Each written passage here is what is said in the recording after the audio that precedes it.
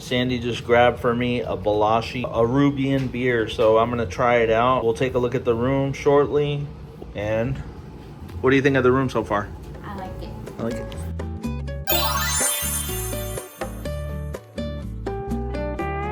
Welcome to Barcelo Aruba. This is the room 2319.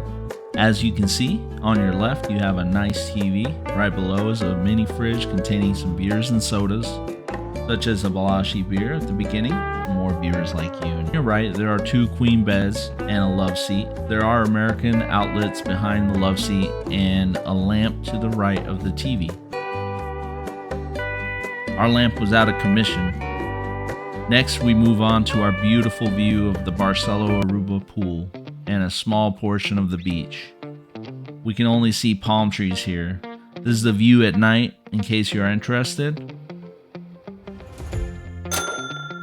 Our cost for 4 nights was approximately $3,800. That's an all-inclusive experience, so don't forget to enjoy the food, enjoy the sunsets, and the beautiful Palm Beach.